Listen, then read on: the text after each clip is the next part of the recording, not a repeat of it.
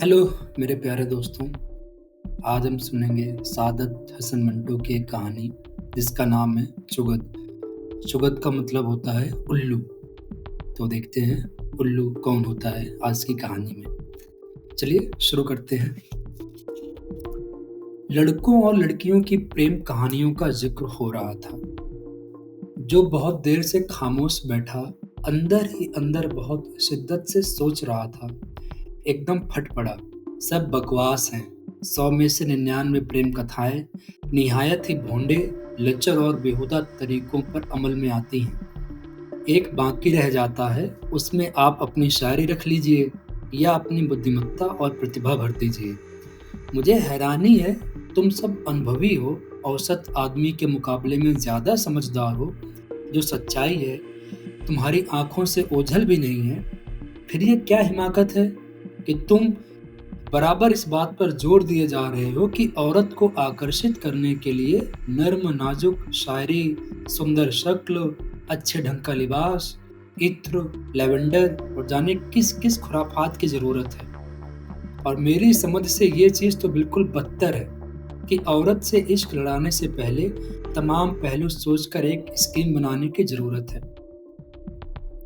चौधरी ने जवाब दिया, हर काम करने से पहले आदमी को सोचना पड़ता है। प्रकाश ने फौरन ही कहा, मानता हूं, लेकिन ये इश्क लड़ाना मेरे नजदीक काम नहीं। ये एक भाई तुम गौर क्यों नहीं करते? कहानी लिखना एक काम है, इसे शुरू करने से पहले सोचना जरूरी है। लेकिन इश्क को आप काम कैसे कह सकते हैं? ये एक मेरा मतलब इश्क मकान बनाना नहीं जो आपको पहले नक्शा बनवाना पड़े। एक लड़की या औरत आपके सामने आती है, आपके दिल में कुछ गड़बड़ सी होती है, फिर ये इच्छा पैदा होती है कि आप उसके साथ लेटे हो। इसे आप काम कहते हैं? ये एक हैवानी तलब है जिसे पूरा करने के लिए हैवानी तरीके ही इस्तेमाल करने चाहिए। जब तक कुत्ता कुतिया से इश्क लड़ाना चाहता है तो वो बैठकर स्कीमें तैयार नहीं करता। इसी तरह सांड जब बू सूंघकर गाय के पास जाता है तो उसे बदन पर इत्र लगाना नहीं पड़ता। बुनियादी तौर पर हम सब हैवान हैं, इसलिए इश्क और मोहब्बत में, दुनिया की इस सबसे पुरानी तलब में इंसानियत का ज्यादा दखल नहीं होना चाहिए। मैंने कहा, तो इसका ये मतलब हुआ कि शेर व शायरी, चित्रकारी, मूर्ति बनाना, ये सब ललित कलाएं केवल बेकार हैं? प्रकाश ने सिगरेट सुलगाया और अपना जोश कदरे किफायत से इस्तेमाल करते हुए कहा, केवल बेकार नहीं, मैं समझ गया तुम क्या कहना चाहते हो। तुम्हारा मतलब ये है कि जब ललित कलाओं के अस्तित्व का कारण औरतें हैं तो फिर ये बेकार कैसे हुई? असल बात है कि इनके अस्तित्व का कारण खुद औरतें नहीं हैं, बल्कि मर्द की औरत के बारे में हद से बढ़ी हुई खुशफहमी है। मर्द जब औरत के बारे में सोचता है तो और सब कुछ भूल जाता है। वो चाहता है कि औरत को औरत न समझे। औरत को महज औरत समझने से उसकी भावनाओं को ठेस पहुंचती है। वो चाहता है कि वो उसे खूबसूरत से खूबसूरत रूप में देखे। यूरोपीय देशों में जहां औरतें फैशन की दिलदादा हैं, जरा उनसे जाकर पूछो कि उनके बालों, उनके कपड़ों और उनके जूतों के नित नए फैशन कौन आविष्कार करता है। चौधरी ने अपने विशिष्ट बेतकल्लुफाना अंदाज में प्रकाश के कांधे पर हौले से तमाचा मारा। तुम बहक गए हो यार। जूतों के डिजाइन कौन बनाता है? सांड गाय के पास जाता है तो उसे लेवेंडर लगाना नहीं पड़ता। यहाँ बातें हो रही थी कि लड़कों और लड़कियों के वही रोमान कामयाब होते हैं जो शरीफाना ढंग से शुरू हो। प्रकाश के होठों के कोने कटाक्ष से सिकुड़ गए। चौधरी साहब, आप बिल्कुल बकवास करते हैं। शराफत को रखिए आप अपने सिगरेट के डिब्बे में और ईमान से कहिए, वो लौंडिया जिसके लिए आप पूरा 1 बरस अपने रुमालों को बेहतरीन से बेहतरीन लेवेंडर लगाकर स्कीमें बनाते रहे, क्या आपको मिल गई थी? चौधरी ने तरह खिसियाकर जवाब दिया, नहीं। क्यों? वो किसी और से मोहब्बत करती थी। किससे? एक उल्लू के पट्टे से, एक फेरी वाले बजाज से, जिसको ना तो गालिब के शेर याद थे, ना कृष्णचंद्र के अफसाने, जो आपके मुकाबले में लेवेंडर लगे रुमाल से नहीं, अपने मैले तहमत से नाक साफ करता था। प्रकाश हंसा। चौधरी साहब, मुझे अच्छी तरह याद है, आप बड़ी मेहनत से उसे खत लिखा करते थे। उन खतों में आपने आसमान के तमाम तारे नोच कर चिपका दिए थे, चांद की सारी चांदनी समेट कर फैला दी थी, मगर उस फेरी वाले बजाज ने आपकी तबीयत पर मिट्टी मेट दी। बस एक बार आंख मारी, अपने थानों को गठरी में बांधा और चलता बना। इसका जवाब है आपके पास? चौधरी मिनमिनाया। मेरा ख्याल है जिन रास्तों पर मैं चल रहा था वो गलत थे। उसका मनोवैज्ञानिक अध्ययन भी मैंने किया, दुरुस्त साबित ना हुआ था। प्रकाश मुस्कुराया। चौधरी साहब, जिन रास्तों पर चल रहे थे रास्ते गलत थे। उसका मनोवैज्ञानिक अध्ययन भी जो आपने किया था निसंदेह गलत था, और जो कुछ आप कहना चाहते हैं वो भी ठीक नहीं है। आपको खतकशी और मनोवैज्ञानिक अध्ययन की जहमत उठानी ही नहीं चाहिए थी। अपनी नोटबुक खोलकर रख लीजिए कि 100 में से 100 मक्खियां शहद की तरह भागी आएंगी और 100 में से 99 लड़कियां भौंडेपन से आकर्षित होंगी। प्रकाश के लहजे में ऐसा कटाक्ष था जिसका रुख चौधरी की तरफ इतना नहीं था जितना खुद अपनी तरफ। चौधरी ने सिर हिलाया और कहा, तुम्हारा फलसफा मैं कभी नहीं समझ सका। कोशिश करो और समझो, ये कोई ऐसी मुश्किल चीज नहीं है। किस्सा ये है कि एक आसान बात को तुमने मुश्किल बना दिया है। तुम आर्टिस्ट हो। नोटबुक निकाल कर ये भी लिख लो कि आर्टिस्ट अव्वल दर्जे के बेवकूफ होते हैं। मुझे बहुत तरस आता है उन पर। कमबख्तों को बेवकूफ़ी में भी निश्चलता होती है। दुनिया भर के मसले हल कर देंगे, पर जब किसी औरत से मुठभेड़ होगी तो जनाब ऐसे चक्कर में फंस जाएंगे कि 1 गज दूर खड़ी औरत तक पहुंचने के लिए पेशावर का टिकट लेंगे और वहां पहुंचकर सोचेंगे कि वो औरत आंखों से ओझल कैसे हो गई। चौधरी साहब, क्या हुआ? निकालिए अपनी नोटबुक और लिखिए कि आप अव्वल दर्जे के चुगत हैं। चौधरी खामोश रहा। मुझे एक बार फिर महसूस हुआ कि प्रकाश जानबूझकर चौधरी को आईना बनाकर खुद अपने शक्ल देख रहा है और खुद को गालियां दे रहा है। मैंने उससे कहा, प्रकाश, ऐसा लगता है कि चौधरी के बजाय तुम अपने आप को गालियां दे रहे हो। आशा के विपरीत उसने जवाब दिया, तुम बिल्कुल ठीक कहते हो, इसलिए कि मैं भी एक आर्टिस्ट हूँ। यानी मैं भी जब 2 और 4 होते हैं तो खुश नहीं होते हैं। मैं भी चौधरी साहब की तरह अमृतसर के कंपनी बाग में औरत से मिलकर फ्रंटियर मेल से पेशावर जाता हूँ और वहां आंखें मल मल कर सोचता हूँ कि वो औरत गायब कहाँ हो गई। ये कहकर प्रकाश खूब हंसा। फिर वो चौधरी को संबोधित करते हुए बोला, चौधरी साहब, हाथ मिलाइए। हम दोनों फिसड्डी घोड़े हैं। इस दौड़ में सिर्फ वही कामयाब होगा जिसके जहन में सिर्फ एक चीज हो कि उसे दौड़ना है। ये नहीं कि वो काम और वक्त का सवाल हल करने बैठ जाए। इतने कदमों में इतना फासला इतने वक्त में तय होता है तो इतने कदमों में कितना फासला कितने वक्त में तय होगा। इश्क ना ज्योमेट्री है और ना बीजगणित, बस बकवास है, बकवास। इसलिए इसमें गिरफ्तार होने वाले को बकवास ही से मदद लेनी चाहिए। चौधरी ने उकताए हुए लहजे में कहा, क्या बकवास करते हो यार? तो सुनो। प्रकाश जमकर बैठ गया। मैं तुम्हें एक सच्चा वाकया सुनाता हूँ। मेरा एक दोस्त है, मैं उसका नाम नहीं बताऊंगा। 2 बरस हुए। वो एक जरूरी काम से चंबा गया। 2 रोज के बाद लौटकर उसे डलहौजी चला जाना था और इसके फौरन बाद अमृतसर पहुंचना था, मगर वो 3 महीने तक लापता रहा। ना उसने घर खत लिखा, ना मुझे। जब वो वापस आया तो उसकी जुबानी मुझे मालूम है कि वो 3 महीने चंबा ही में रहा था और वहां की एक खूबसूरत लड़की से इश्क हो गया था उसे। चौधरी ने पूछा, नाकाम रहा होगा? प्रकाश के होठों पर अर्थपूर्ण मुस्कुराहट पैदा हुई। नहीं नहीं, वो कामयाब रहा। जिंदगी में उससे एक शानदार तजुर्बा हासिल हुआ। 3 महीने वो वापस चंबा के सर्दियों में ठिठुरता उस लड़की से इश्क करता रहा। हुआ यूं कि वो वापस डलहौजी आने वाला था कि पहाड़ी की एक पगडंडी पर मेरे दोस्त को एक अत्यंत सुंदर लड़की से मुठभेड़ हो गई और तमाम श्रेष्ठ सिकुड़ कर उस लड़की में समा गई और वो लड़की फैलकर विस्तार इख्तियार कर गई। मेरे दोस्त को मोहब्बत हो गई थी।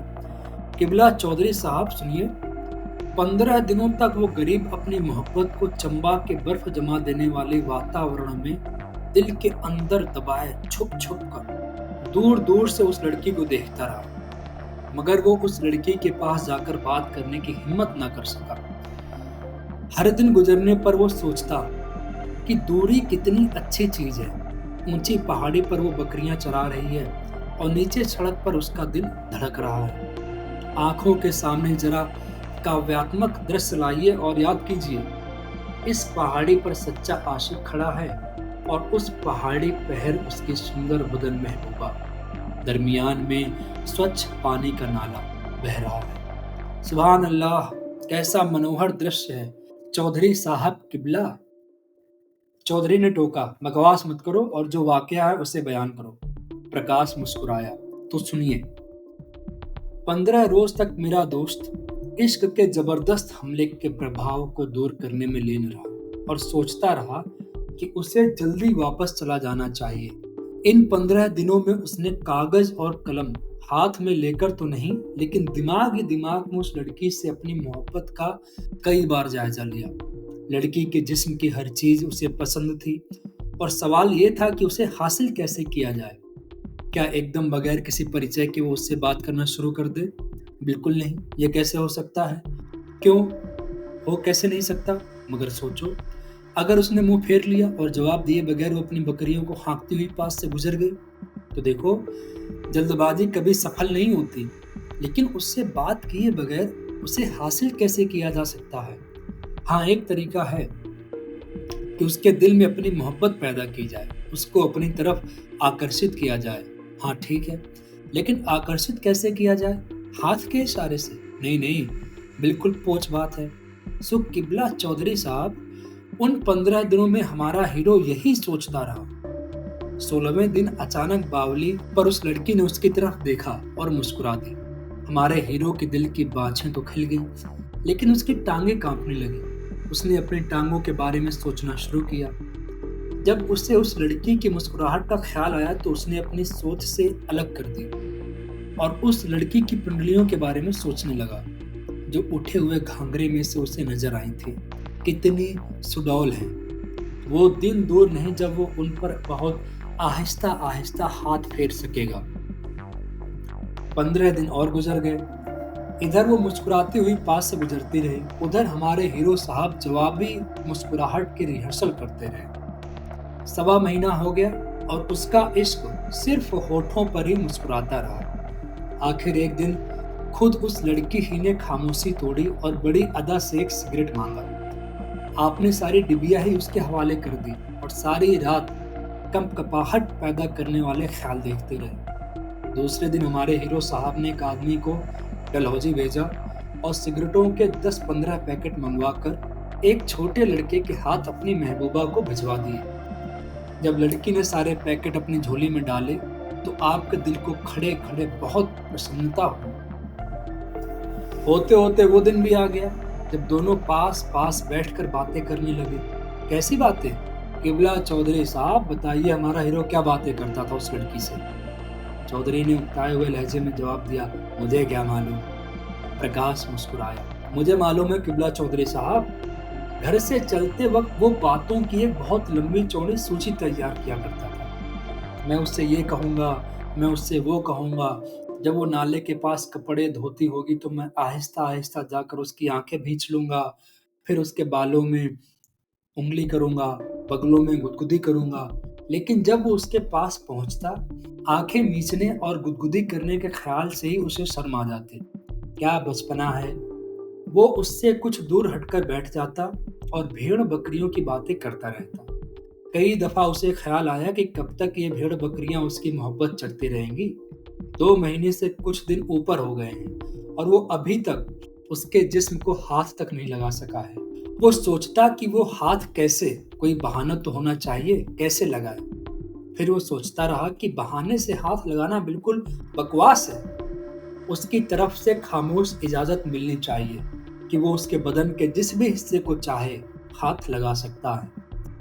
तब खामोश इजाजत का सवाल आ जाता। उसे पता कैसे चलेगा कि उसने खामोश इजाजत दे दी है? किबला चौधरी साहब, इस बात की खोज लगाते लगाते 15 दिन और गुजर गए। चौधरी खामोश रहा। प्रकाश ने सिगरेट सुलगाया और मुंह से धुआं निकालते हुए कहने लगा, इस दौरान में वो काफी घुल-मिल गए थे। इस दौरान गुफ्तगू में हमारे हीरो ने कई बार लड़की से अपने ऊंचे खानदान का जिक्र किया, अपने आवारा दोस्तों पर कई बार लानतें डाली जो पहाड़ी देहातों में जाकर गरीब लड़कियों को खराब करते हैं। कभी दबी जुबान में और कभी ऊंची आवाज में अपनी तारीफ भी की। इन तमाम बातों का असर हमारे हीरो के हक में बुरा हुआ। अब वो कैसे उस लड़की से अपनी काम वासना संबंधी कामना प्रकट करता। उस पर जाहिर था कि मामला बहुत टेढ़ा और पेचदार हो गया है, मगर उसके इश्क की भावना सलामत थी। उसे उम्मीद थी कि एक रोज लड़की खुद अपना हाथ उसके हवाले कर देगी। कुछ दिन और बीत गए। एक रोज कपड़े धोते धोते लड़की ने, जिसके हाथ साबुन से भरे हुए थे, उससे कहा, तुम्हारी माचिस खत्म हो गई है, मेरी जेब से निकाल लो। जेब लड़की की बाईं छाती के उभार पर थी। हमारा हीरो झेप गया। लड़की ने फिर कहा, निकाल लो ना। थोड़ी सी हिम्मत करके उसने अपना कांपता हुआ हाथ बढ़ाया और 2 उंगलियां बड़ी सावधानी से लड़की की जेब में डाली। माचिस बहुत नीचे थी। वो घबरा गया कि उंगलियां कहीं और न जा टकराएं। उसने हाथ खींच लिया और लड़की से कहा, तुम्हारी जेब से माचिस फिर कभी निकालूंगा। लड़की ने शरीफ नजरों से उसकी तरफ देखा और मुस्कुरा दी। हमारे हीरो ने सोचा कि उसने आधा मैदान मार लिया है और वो दूसरा आधा मैदान मार लेने की स्कीमें बनाने लगा। प्रकाश चुप हो गया। चौधरी उसकी तरफ देख रहा था। प्रकाश ने कहना शुरू किया, एक रोज सुबह सवेरे वो नाले के दूसरी तरफ बैठी लड़की को बकरियां चराता हुआ देख रहा था और लड़की की उभरी हुई जेब के नीचे के माल पर गौर कर रहा था कि नीचे सड़क पर बावली के पास एक लारी रुकी। लारी से एक सिख ड्राइवर बाहर निकला और बावली से पानी पीकर उसने ऊपर लड़की की तरफ देखा। ये देखकर मेरे दिल में एक जलन सी पैदा हो गई। बावली के मुंडेर पर खड़े होकर उस मोबिल आयल से लिथड़े हुए सिख ड्राइवर ने एक बार सावित्री की तरफ देखा और अपना गलीज हाथ उठाकर उसने सावित्री को इशारा किया। मेरे जी में आया कि पास खड़ा हुआ पत्थर उस तरफ लुढ़का दूं। इशारा करने के बाद उसने अपने दोनों हाथ मुंह के ऊपर इधर उधर रखकर निहायत ही भोंडे तरीके से पुकारा, ओए जानी, मैं सदके जाऊं। मेरे तन बदन में आग लग गई। सिख ड्राइवर ने ऊपर चढ़ना शुरू कर दिया। मेरा दिल घुटने लगा। चंद मिनटों में ही वो हरामजादा उसके पास खड़ा था, लेकिन मुझे यकीन था कि अगर उसने कोई बदतमीजी की तो वो उसी छड़ी से उसकी ऐसी मरम्मत करेगी कि वो सारी उम्र याद रखेगा। मैं उस मरम्मत के बारे में सोच रहा था कि एकदम वो दोनों मेरी आंखों से ओझल हो गए। मैं भागा नीचे सड़क की तरफ। बावली के पास पहुंचकर मैंने सोचा, क्या हिमाकत है और चिंता कैसी। लेकिन फिर मुझे ख्याल आया, कहीं वो उल्लू का पट्टा जबरदस्ती न कर बैठे। इसलिए मैंने पहाड़ी पर तेजी से चढ़ना शुरू किया। बड़ी मुश्किल चढ़ाई थी। जगह जगह खारदार झाड़ियां थी जिनको पकड़ पकड़ कर आगे बढ़ना पड़ता था। मैं बहुत दूर ऊपर चला गया, पर वो दोनों कहीं नजर न आए। हाँफते हाँफते मैंने सामने की झाड़ी पकड़कर खड़ा होने की कोशिश की। तभी क्या देखता हूँ, झाड़ी के दूसरी तरफ पत्थरों पर सावित्री लेटी हुई है और उस गलीज ड्राइवर की दाढ़ी सावित्री के चेहरे पर बिखरी हुई है। मेरे जिस्म के सारे बाल जल गए। 1 करोड़ गालियां उन दोनों के लिए मेरे दिल से निकली। एक पल के लिए मैंने सोचा तो मुझे महसूस हुआ कि दुनिया का सबसे बड़ा चुगद। मैं उसी वक्त नीचे उतरा और सीधा लॉरियों के अड्डे का रुख किया। प्रकाश के माथे पर पसीने की नन्ही नन्ही बूंदें चमक रही थी। कहानी खत्म हो गई। मैं उम्मीद करता हूँ कि आप समझ गए होंगे हीरो कौन था और सबसे बड़ा चुगद कौन था।